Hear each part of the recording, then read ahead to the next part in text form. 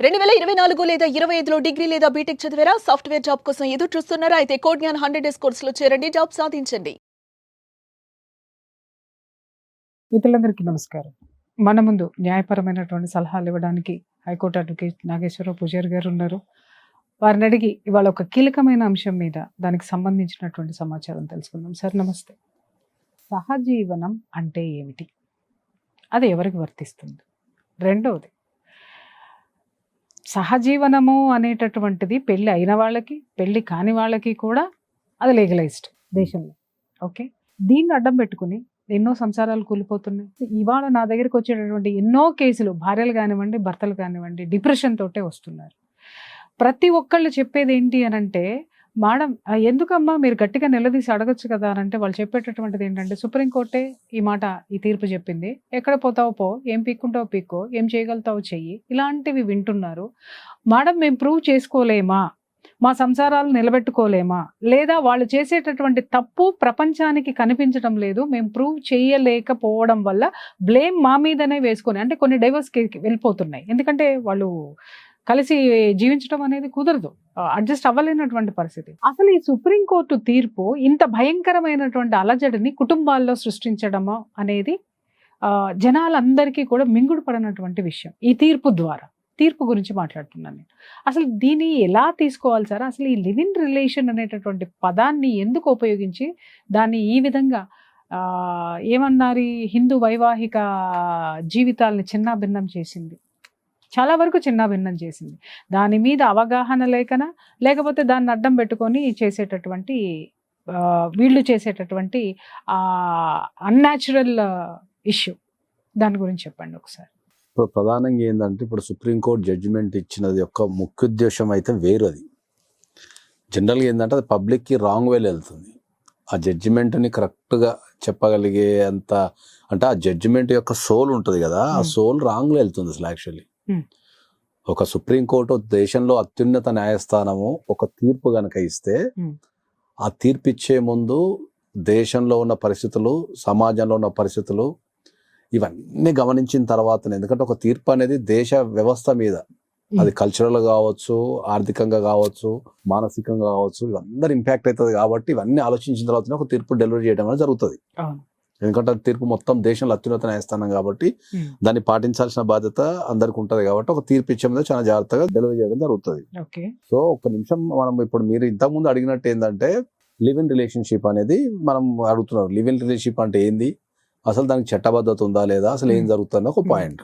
Live in relationship వేరు, adultery వేరు, రెండు వేరు వేరు. లివ్ ఇన్ రిలేషన్, సహజీవనము దేనికి ఎందుకు వస్తుంది? పెళ్లి కాని వాళ్ళు సహజీవనం, పెళ్ళైన వాళ్ళు సహజీవనం అంటున్నారు. అసలు ఇది ఏంటి, దానికి చెప్పండి. సహజీవనం అనేది ఏంటంటే, జనరల్ గా మనం సహజీవనాన్ని తెలుగులో మనం ఇంగ్లీష్ లో లివ్ ఇన్ రిలేషన్షిప్ అంటున్నాము. లివ్ ఇన్ రిలేషన్షిప్ అన్న సహజీవనం అన్న ఏంటంటే, ఇద్దరు పెళ్లి కాని వ్యక్తులు మేజర్ అయి ఉండాల. ఇద్దరు పెళ్లి కాని వ్యక్తులు మేజర్ అయి ఉండి వాళ్ళిద్దరూ ఒక ఇంటి కింద నివసించడానికి కానీ, లేదా కలిసి నివసించడానికి కానీ మనం సహజీవనం అంటాం జనరల్ గా. సో ఇటువంటి కాన్సెప్ట్ అనేది మన భారతదేశంలో జనరల్ గా, మన భారతీయ వ్యవస్థలో లేదు జనరల్ గా. సో ఇది adapted from the foreign countries. అంతే కదా. ఎందుకు adapted from the foreign countries అంటే ఏంటంటే, మెట్రోపాలిటన్ సిటీస్ పెరిగినప్పుడు, ఎప్పుడైతే ఇప్పుడు బాంబే లాంటి సిటీలు కానీ, ఢిల్లీ లాంటి సిటీలు కానీ, కలకత్తా లాంటి సిటీలు కానీ పెద్ద విస్తీర్ణం అయిపోయిన తర్వాత ఏంటంటే, మనం పబ్లిక్ ని మానిటరింగ్ చేయడం అనేది చాలా కష్టం అవుతుంది. ఈ మానిటరింగ్ చేయడం అనేది కష్టమైనప్పుడు దాని నుంచే రకరకాల కల్చర్స్ కానీ, రకరకాల వ్యవస్థలు కానీ పుడుతుంటాయి. ఇప్పుడు ఒక కుగ్రామం ఉందనుకుందాం, లేకపోతే ఒక గ్రామం ఉందనుకుందాం, లేకపోతే ఒక మండలం ఉందనుకుందాం. ఒక మండలంలో ఏ వ్యక్తి కానీ, ఒక నార్మల్ సిటీలో ఒక 2 టైర్ 3 టైర్ సిటీలు అంటే మనకు జనరల్ గా ఇప్పుడు సిద్దిపేట లాంటి గ్రామాలు కానీ, లేకపోతే ఇప్పుడు ఇంకా కరీంనగర్ కానీ, అంతకంటే కొన్ని చిన్న గ్రామాలు ఉంటాయి అనుకుందాం. అట్లాంటి గ్రామాలలో ఎవరు లివ్ ఇన్ రిలేషన్షిప్ ఉండలేరు. ఉంటే ఉండనివ్వరు సార్, అంటున్నా, ఉండలేరు. ముందు అక్కడ సంఘం, సమాజం ఎవరు అంటారు, ఎక్కడి నుంచి వచ్చినావు అంటారు, ఇవన్నీ రకరకాల అక్కడ ఇన్ఫర్మేషన్ అనేది ఈజీగా యాక్సెస్ అవుతుంది.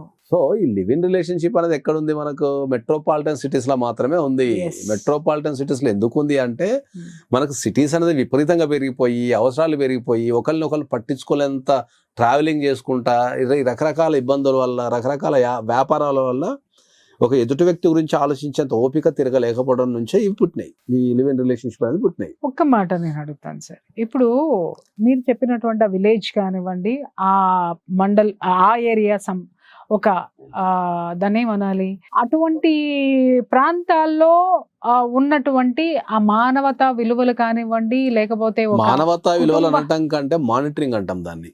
మానిటరింగ్ అంటే ఏంటంటే ఇప్పుడు మా ఊర్లో ఏది ఒక చిన్న విషయం జరిగినా మానిటరింగ్ ఉంటుంది ప్రతి ఒక్కరికి. ఏంటి ఏం జరిగింది, ఇప్పుడు ఒక ఊరికి ఒక కొత్తోడు ఊరు మొత్తం తెలిసిపోద్ది.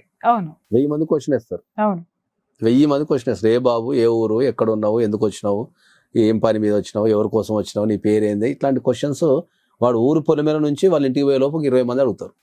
హైదరాబాద్ సిటీలో మన పక్కింటికి కూడా వచ్చినా కూడా నాకెందుకు లేదు తలపేసుకుంటాం.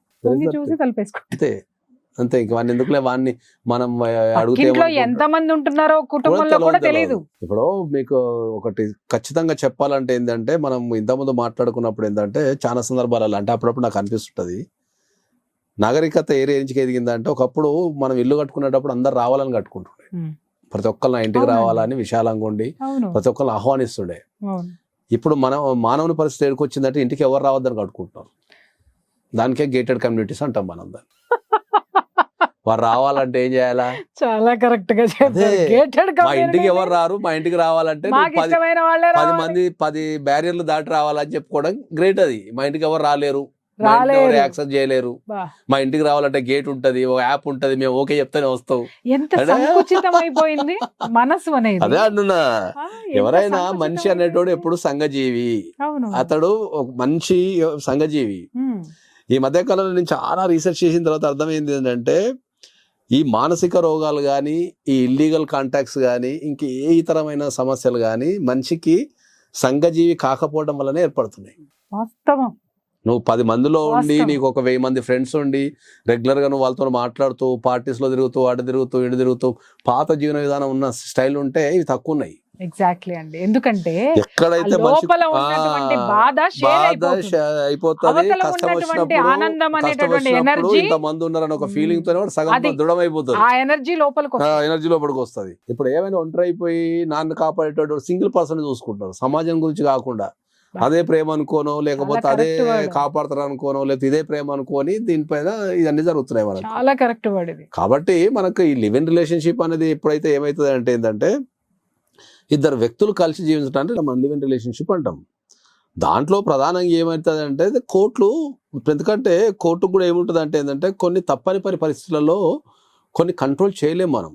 అందుకని నేను కొన్ని వందల సందర్భాలలో భారతదేశం ఇప్పుడు ప్రపంచవ్యాప్తంగా భారతదేశంలో లా అనేది పాపులర్ కాకపోవడానికి ఒకటే ఒక కారణం.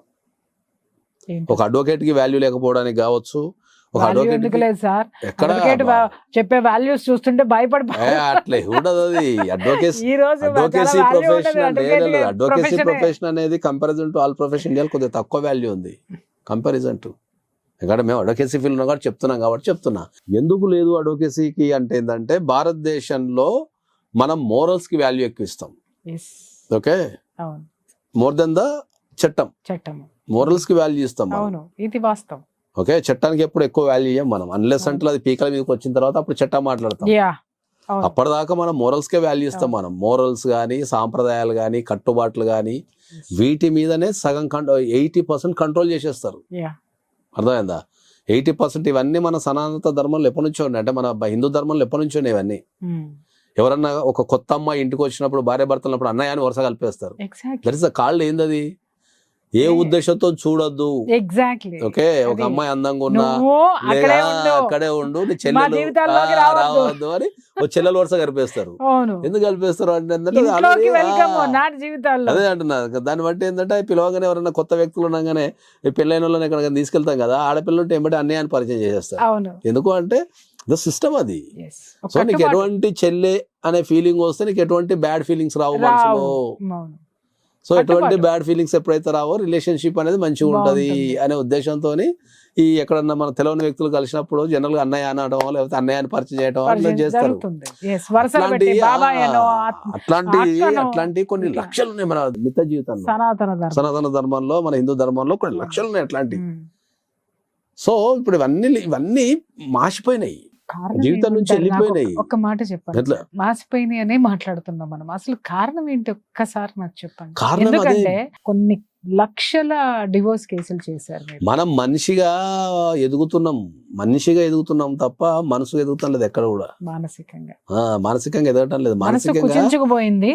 మనిషి ఆలోచనలు పరంగా విశాలమైనవి. ఎదిగిపోతున్నాం. మానసికంగా కూర్చుంచకపోతున్నాం మనం చాలా. ఉమ్. అది ఎవరికి అర్థం కావటంలే. అది ఎవరి కాళ్ళు ఏమనుకుంటారు, నాకు నేనే తుస్తోపు, నాకు నేనే గ్రేట్, నేను చేసేదే కరెక్ట్ అంటున్నారు. ఉమ్. ఇంతకుముందు కొన్ని చెప్పి నాకు తలకాయ వస్తున్నది ఏంటంటే ఉమ్మడి కుటుంబ వ్యవస్థలో ఉన్నంత బ్యూటీ ఎక్కడ లేదు. సార్ మీకు తలనొప్పి వస్తుంది, నాకు అదే. స్పాట్లైటిస్ అదే వచ్చింది. ఉమ్మడి కుటుంబంలో ఉన్న వ్యవస్థలో ఉన్నంత బ్యూటీ ఎక్కడ లేదు. Yes. ఇప్పుడు ఒక ఇంట్లో ఒక ఆడపిల్ల తప్పు చేసినా, ఒక మగపిల్లగాడు తప్పు చేసినా, ఇంట్లో ఏమైనా ప్రాబ్లం ఉన్నా మానిటరింగ్ సిస్టమ్ ఉంటుంది ఉమ్మడి కుటుంబ వ్యవస్థలో. అవునండి. ఏదైనా సమస్య వచ్చినప్పుడు దాన్ని అప్పుడే ఐడెంటిఫై చేస్తారు. ఏదైనా Exactly. తప్పు జరిగితే దాన్ని అప్పుడే కూర్చోబెట్టి ఎక్స్ప్లెయిన్ చేస్తారు. అవును. పెద్దలు ఉంటారు, ఖాళీ ఉంటారు, తాతలు నానమ్మలు అక్కడనే ఉంటారు కాబట్టి వాళ్ళకి వాళ్ళ జీవితాన్ని ఉన్న అనుభవాన్ని అంతా రంగరించి ఇది తప్పు అని చెప్తారు. ఎస్. ఈ తప్పు అని 1, 2, 3 సార్లు చెప్పడం ద్వారా వాళ్ళు రియలైజ్ అయిపోతారు. ఓహో ఇది నేను చేస్తున్నా తప్పు కదా అని చెప్పి రియలైజ్ అవుతారు. అవును. ఇప్పుడు మనకు అన్ని న్యూక్లియర్ ఫ్యామిలీస్, సింగిల్ ఫ్యామిలీస్ అయిపోయి తల్లిదండ్రులు ఫుల్ బిజీలో సంపాదనలో ఉన్నప్పుడు వీళ్ళకి పిల్లలకి నేర్పించేది ఎవరు? టీవీలు, గూగుల్, ఆ టీవీలలో ఏం నేర్పుతున్నారు? గూగుల్ తల్లి. ఏం నేర్పుతున్నారు? గూగుల్ తల్లి కానీ అంటే టీవీలో వీడికి ఏం ఏం నేర్పుతున్నారు? నేర్చుకోవాలనిపిస్తే అది ఏం నేర్చుకుంటారు. నేర్పుతున్నారు? అదే అంటున్నారు కదా, వాళ్ళకి నచ్చింది చేసుకుంటున్నారు అంతే. Yeah. కాబట్టి లివ్ ఇన్ రిలేషన్షిప్ అనేది వాళ్ళు దాన్ని ఇప్పుడు కోర్టు కూడా ఎందుకు యాక్సెప్ట్ చేస్తా అంటే దే కెన్ కంట్రోల్. చట్టం ఏం చెప్తుంది? ఇద్దరు మేజర్లు ఉన్న వ్యక్తులు చట్టబద్ధంగా కలిసి ఉండొచ్చు. చట్టం అది. నీకు నచ్చిన వ్యక్తితోని కలిసించే హక్కు నీకుందనే చట్టం. మొరల్ ఏం చెప్తుంది? పెళ్లి కాకుండా నచ్చిన వ్యక్తి అయినా సరే పెళ్లి కాకుండా కలిసి ఉండొద్దని మొరల్ చెప్తుంది. ఆ పాయింట్ కి ఈ వస్తున్నారు. రెండింటి మధ్యలో పంచాయతీ ఇప్పుడు Counselling ఇవన్నీ గానీ divorce గానీ. ఇవన్నీ అన్నది ఈ రెండింటి మధ్య ఇప్పుడు అదే పంచాయతీ. రాబోతున్నా నేను. ఈ రెండింటి మధ్య పంచాయతీ మీకు తెలుసు, నాకు తెలుసు. చట్టానికి మొరల్ మధ్యలో పంచాయతీ ఇప్పుడు మనం చూసే కేసులన్నీ. ఎగ్జాక్ట్లీ. ఇక్కడ మనం ఎక్కువ గమనించింది ఏంటంటే సార్, దీంట్లో లివ్ ఇన్ రిలేషన్షిప్ లో ఉన్నప్పుడు వీళ్ళన్నీ కూడా ఏం మాట్లాడతారు అని అంటే, ప్రపంచానికి సంఘానికి ఎదురెళ్తే ఏమవుతుంది అనేటటువంటి నిర్లక్ష్య ధోరణి వాళ్ళలో ఉంటుంది. విపరీతమైనటువంటి స్వేచ్ఛను ప్రోత్సహించేటటువంటి మాటలే వాళ్ళకు ఉంటాయి. లేక వినండి సార్, అదే పెళ్లి అయిన తర్వాత పొరపాటున పాత సంబంధాలు గూగుల్ చాట్ లో లేకపోతే ఫోటోలో ఇంకొకటో బయటపడి, లేదా పాత యొక్క పరిచయాలు మళ్ళీ పునరావృతం అయితే మాత్రము వీళ్ళు ఎట్టి పరిస్థితుల్లోనూ యాక్సెప్ట్ చేయరు అవతల వాళ్ళని. ఇక్కడ వస్తుంది, ఇది తెలుసుకోవాలి యువత. ఎంతసేపు లివ్ ఇన్ రిలేషన్షిప్ కోర్టు చెప్పింది, అది చెప్పింది అని చెప్పేసి అని వాళ్ళు మాట్లాడి దానికి విపరీతంగా ఇవాళ ఓయో రూమ్స్ ఎందుకు ఏర్పడినాయి సార్? ఓయో రూమ్స్ లో జరిగేటటువంటి చెప్పండి. మీలాంటి వాళ్ళు మాలాంటి వాళ్ళు వెళ్ళాలి అని అంటే మన కుటుంబాలతో వెళ్ళాలి అని అంటే రైట్ రాయల్ గా పోతాం. ఈ ఓయో రూమ్స్ లో అత్యధికంగా బుక్ అయ్యేటటువంటివన్నీ కూడా ఈ లివ్ ఇన్ రిలేషన్షిప్ లో ఉన్న వాళ్ళు టైం గడపడానికే కదా అవన్నీ కూడా ఉంటున్నది. చాలా మంది నా దగ్గర వాపోయిన వాళ్ళు ఎవరు ఉన్నారు అని అంటే, వీళ్ళు హోటల్స్ నడిపేటటువంటి వాళ్ళు, ఇలాంటి వాళ్ళు కూడా వాపోయేది ఏంటి ఉంటే కొంతమంది మూసుకున్నారు కూడా, మేము ఇలాంటివి చేయలేము అని చెప్పేసాను. మోరల్ ఒప్పుకోవట్లేదు, చట్టం ఒప్పుకున్నా అని చెప్పేసాను. అది పెళ్లికి ముందు బాగుంటుంది సార్, రిలేషన్షిప్ లో ఉన్నంత వరకు బాగుంటుంది సార్. ఆ relationship when it converts into marriage life. ఇప్పుడు మనం దాని మీదనే కదా నేను ఇన్ని సంవత్సరాల నుంచి పోరాటం చేసేది. ఏంటి అంటే ప్రీమ్యారిటల్ కౌన్సిలింగ్ అనేది తీసుకోమని అందుకే చెప్తున్నాం. ఎందుకంటే ప్రీమ్యారిటల్ కౌన్సిలింగ్ లో ఏమైనా రిలేషన్షిప్స్ ఉంటే దాన్ని ఎట్లా కట్ చేసుకోవాలా, ఎక్కడ దాకా పెట్టాలా, ఎందుకు Yes. పెట్టాలా అనేది మనం క్లియర్గా ఎక్స్ప్లెయిన్ చేస్తాం. దానివల్ల ఫ్యూచర్లో కలిగే నష్టాలు ఏముంటాయి, లాభాలు ఏముంటాయి అనే దాన్ని మనం చెప్తాం. మనం ఇది లివ్ ఇన్ రిలేషన్షిప్. ఇప్పుడు చెప్పండి, పెళ్లి అయిన వాళ్ళు కలిసి ఉండడాన్ని దీన్ని ఏమంటారు? అడల్టరీ అంటారా లేకపోతే ఇంకేమంటారు? దానికి ఏం పేరు ఉంది? పెళ్లి అయిన తర్వాత, ఏదైనా ఇద్దరు వ్యక్తులకు పెళ్లి అయిన తర్వాత జనరల్ గా మోరల్ ఏం చెప్తుంది? మళ్ళీ వీడికి మళ్ళీ మోరల్ భార్య ఒక్కటే. పెళ్లి అయిన తర్వాత భార్య భర్తలే, భార్యకైనా భర్తనే, భర్తకైనా భార్యనే, ఇద్దరు అన్ని రకాలుగా మానసికంగా గానీ, మీరు చెప్పింది ఏంటంటే మానసికంగా గానీ, శారీరకంగా గానీ, ఆర్థికంగా కానివ్వండి, ఇది ఎక్కడైనా ఏ సరే. రకమైన సేవల పరంగా గానీ భార్య భర్తలనేది కలిసి జీవించాలనేది మన భారతీయ సాంప్రదాయం. అవును. ఓకే, ఓవర్ ద పీరియడ్ ఏమవుతుందంటే ఈ పెళ్లిలో జరిగే తప్పుల వల్ల, ఎప్పుడైనా చూడ పెళ్లిలో జరిగే తప్పులు కావచ్చు, లేకపోతే పెళ్లి తర్వాత వాళ్ళిద్దరి మధ్యలో ఏర్పడే అండర్స్టాండింగ్ కావచ్చు, ఈ రెండింటి నుంచే మనకు ఈ థర్డ్ రిలేషన్షిప్ అనేది పుడుతుంది. అదే అంటున్నా. ఓకే, థర్డ్ రిలేషన్షిప్ అనేది పుడుతుంది. ఈ థర్డ్ రిలేషన్షిప్ అనేది ఎట్లా పుడుతుంది అంటే, ఎక్కువగా ఇప్పుడు ఈ థర్డ్ రిలేషన్షిప్ అనేది ఎట్లా పుడుతుంది అంటే, ఇద్దరు వ్యక్తులు పెళ్ళైన తర్వాత ఎక్కువగా పుట్టేది, చాలా సందర్భాల్లో పుట్టేది మనం ఫిజికల్ కాంటాక్ట్ ద్వారా ఎక్కువ ఉంటుంది. అంతే.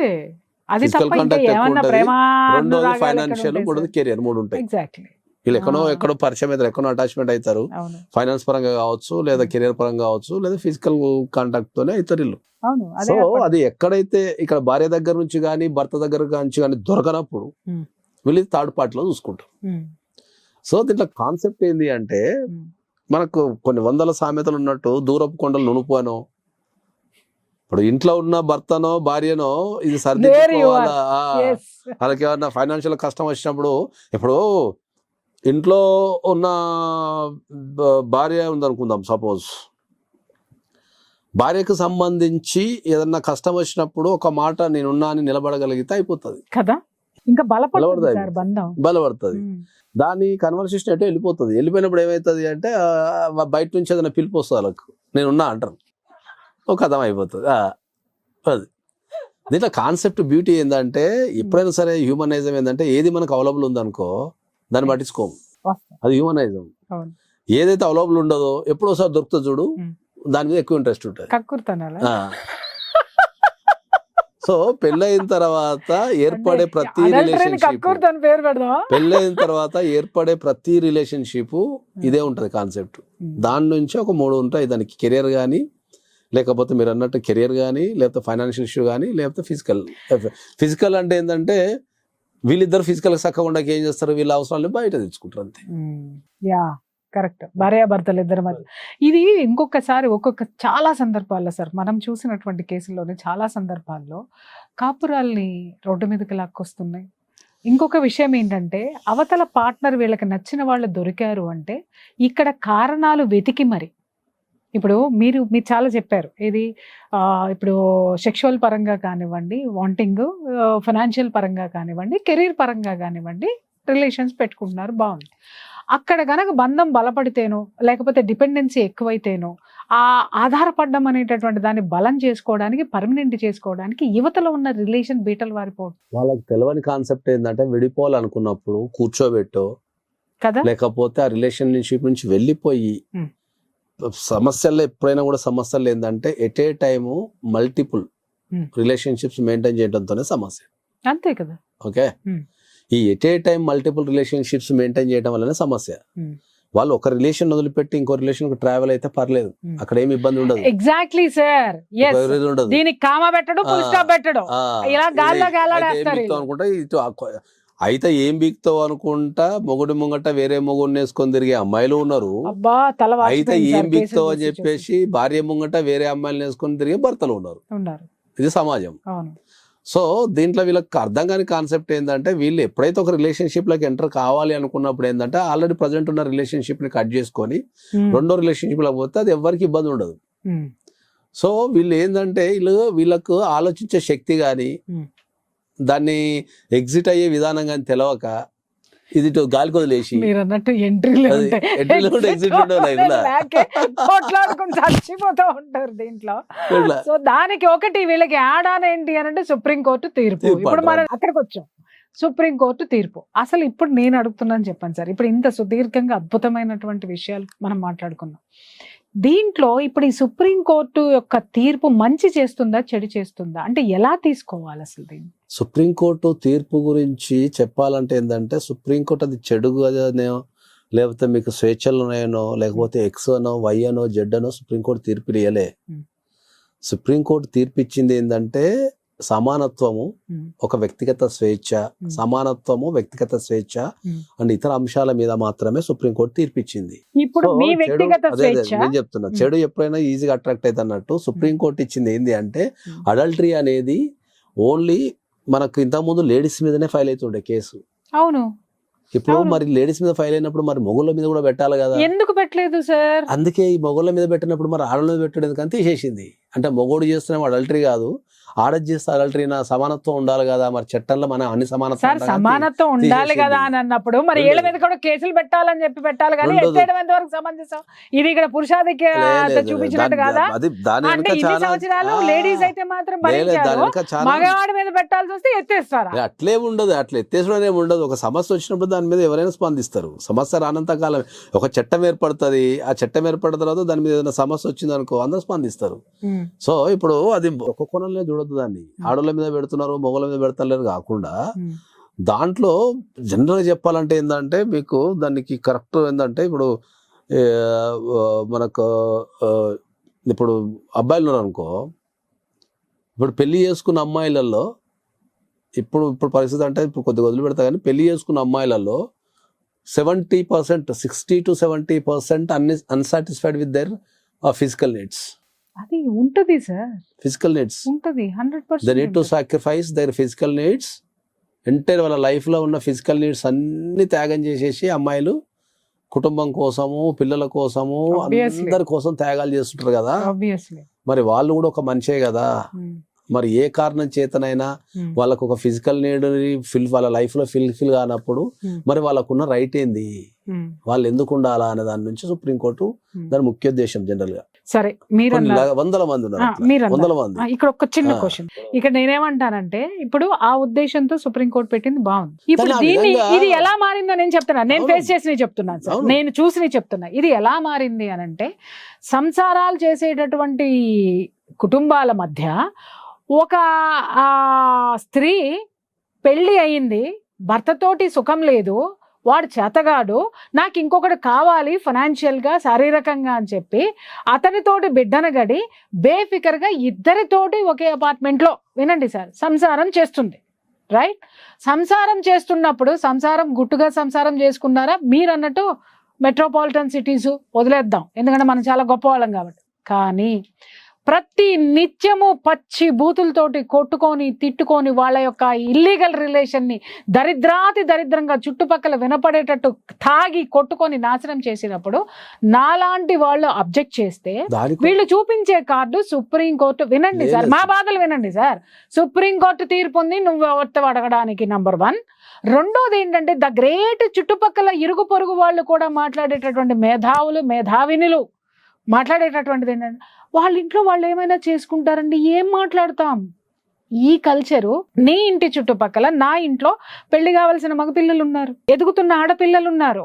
వీళ్ళు సమాజాన్ని ఏ విధంగా అర్థం చేసుకుంటారు, ఇద్దరి మధ్య ఉన్నటువంటి రిలేషన్, ఇలాంటి రిలేషన్స్ ఏ విధంగానైనా తప్పు కాదు అనేటటువంటి భావనలోకి పోతే రేపొద్దున నా సంసారం ఏం కావాలా, నా పిల్లలు ఏం కావాలి, నా పరువు ఏం కావాలి, వీటిల్ని మేము ఎలా థ్రెట్ చేయాలి.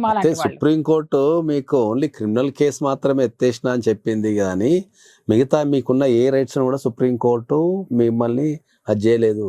ఇప్పుడు నాలాంటి దానికి ఏం అయితే రిలీజ్ సార్? సివిల్ రైట్స్ చేసుకోవచ్చు, Civil rights చేసుకోవచ్చు మేము. చేసుకోవచ్చు. ఒక ఎక్సెప్ట్ మీరు అడల్టరీ తప్ప మిగతా క్రిమినల్ కేసులు అన్ని పెట్టచ్చు, అన్ని ఉన్నాయి. ఓకే, ఇది దాన్ని ఇది ఎవరికి తెలియదు, ఇది ఎవరికి తెలియదు, ఇది ఎవరికి తెలియదు, ఎందుకంటే నోరు మూసుకుని కూర్చుంటున్నారు. ఇలాంటివి సరైన అడ్వకేట్ ఉంటే ఆడది ఒక్కళ్ళతోటి ఉంటే పర్వాలేదు, చుట్టుపక్కల ఉన్న మొగుళ్ళందరినీ పట్టుకున్నా కూడా ఎవరు నోరు మెదపలేనటువంటి విషయం అన్నమాట.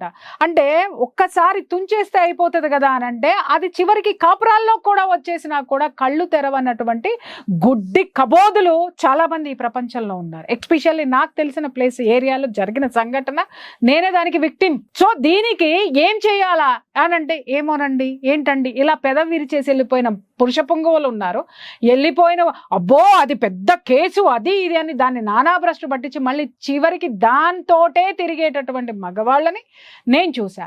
ఆ భార్యలు ఏం చెయ్యాలి, పక్కన ఉన్నటువంటి నాలాంటి తల్లులు ఏం చేయాలి? నేను రెండు అడిగా మిమ్మల్ని, భార్యలు ఏం చేయాలి? ఇలా రిలేషన్ పెట్టుకున్న ఆడదాన్ని భార్యలు ఏం చేయాలి, నాలాంటి ఆడవాళ్ళు ఏం చేయాలి? భార్యలు ఏమైనా కూడా ఏంటంటే వాళ్ళకు ఒక అడల్టరీ కేసు తప్ప మిగతా అన్ని కేసులు పెట్టుకునే అవకాశం ఇచ్చారు. అడల్టరీ కేసు కూడా మీకు సివిల్ రైట్స్ ఇచ్చారు. మీరు అడల్టరీ కేసును కనుక ప్రూవ్ చేయగలిగితే మీరు ఆస్తిలో వాటాలు తీసుకోవచ్చు, చైల్డ్ కస్టడీ తీసుకోవచ్చు, మంచి మెయింటెనెన్స్ తీసుకోవచ్చు, తర్వాత అన్ని రకాల సివిల్ రైట్స్ మొత్తం ఇచ్చారు. ఓన్లీ ఒక అడల్టరీ కేసులో నువ్వు పోలీస్ స్టేషన్ మాత్రమే వెళ్ళొద్దు అని చెప్పారు తప్ప మిగతా అన్ని రైట్స్ అట్నే ఉన్నాయి. కాకపోతే ఇక్కడ వచ్చే ప్రాబ్లం ఏంటంటే చాలా మందికి చట్టాల మీద అవగాహన లేకపోవడము, కోర్టుకి వెళ్తే న్యాయం జరగదేమో. అందరూ చదువుకున్నోళ్ళే సార్, అందరూ చదువుకున్నోళ్ళే. ఎవరు వస్తారు కానీ ఎవరికి కూడా ఏదో సామెత ఉంది చూసారా, చదువుకున్న వ్యక్తులే ఉన్నారు అనుకుందాం. కోర్టు అంటేనే భయపడేటోళ్ళు ఇప్పటికీ దేశంలో 90% ఉన్నారు సార్. కోర్టు అంటే భయపడతారు కానీ మురుగుంట్లో మాత్రం బతకడానికి మాత్రం ఈ జీవితాలు మాత్రం రెడీ. వాళ్ళకి అదే బాగుంటది కదా, పందులెక్కే ఉంటారు. అంతేగాని సమాజం పట్ల గానీ లేకపోతే కుటుంబాల పట్ల గానీ వీళ్ళకి ఎవ్వరికి కూడా ఏమైనా గౌరవం లేదు సార్. నిజం చెప్తున్నా, పురుగులు లెక్క బతుకుతారు వీళ్ళు. ఇప్పుడు ఇంతగానం మనం మొత్తుకునేది ఏంది అంటే ఏంది, సమాజంలో పెళ్లి అనే వ్యవస్థ కానీ రిలేషన్షిప్స్ అనే వ్యవస్థ కానీ చెడిపోయింది.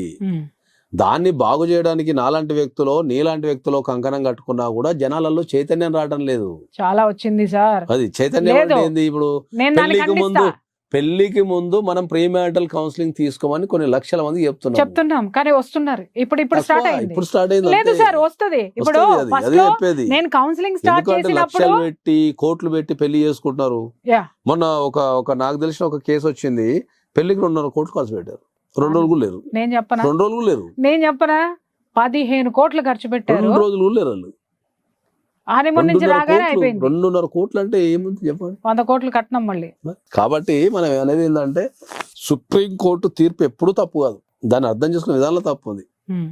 అప్పుడప్పుడు మనం అంటాం కదా మన జనరల్ అయ్యో రామా అంటే విధానంలో తప్పు లేదు సార్. అసలు అర్థమయ్యేటట్టు ఎవడికి వాడికి అన్వయించుకుంటున్నారు, అంతే ఫెసిలిటీ అన్వయించుకుంటున్నారు అంతే. దాన్ని ఎట్లా నేను చెప్పేది ఏంటంటే ఇప్పుడు మీకు అర్థమయ్యే భాష చెప్పాలంటే కరోనా వచ్చినప్పుడు కనుక ఏదైనా అర్జెంట్ కూడా పాస్ తీసుకొని పోవంటే ప్రతి ఒక్కరు అర్జెంట్ పోయి చెప్పుకున్నట్టు ఉంటుంది. ఇది సుప్రీంకోర్టు తీర్పు.